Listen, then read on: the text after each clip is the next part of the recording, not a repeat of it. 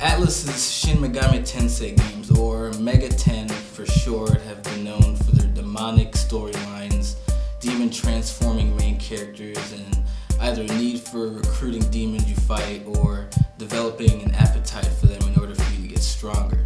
Now, while at war with the rivals known as the Vanguards, Surf and the Embryon begin to make an assault towards them, only to be attacked by some unknown force.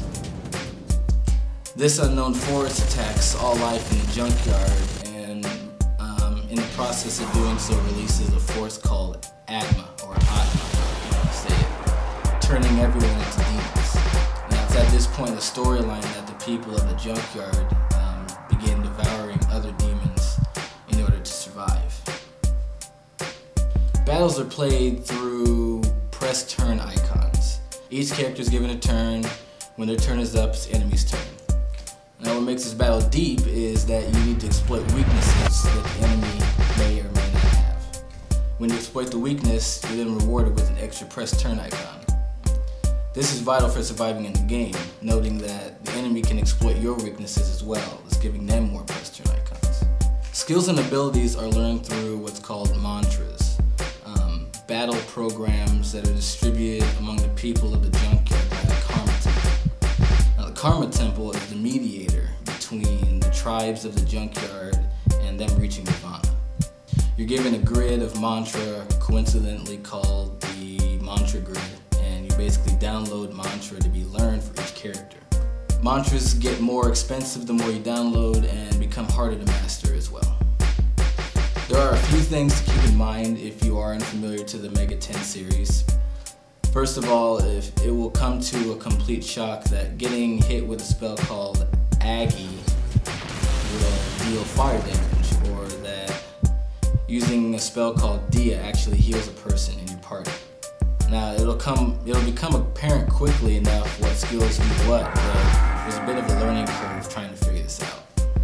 Also know that when you level up Surf, you can allocate points to his stats and develop him however you want. The other members of your party develop on their own.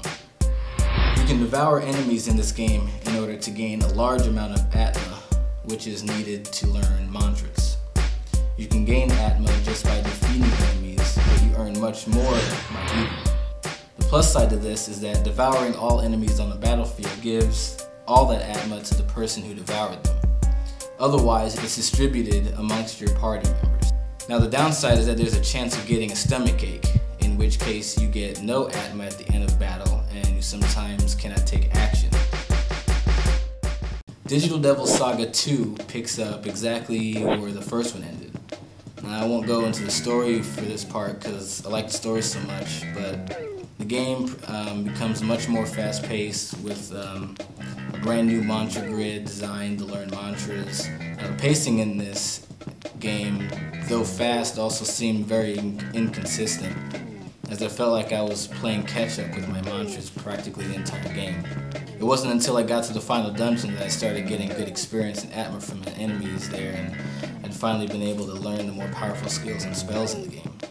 Without a doubt, the Mega 10 series has become one of my favorite RPGs to play, and Digital Devil Saga did not disappoint. The story is one of the best I've played through since probably Shin Megami Tensei Nocturne, and the mantra grid leaves plenty of customization for your characters. So all in all, I would probably give Digital Devil Saga 4 out of 5 press turn icons.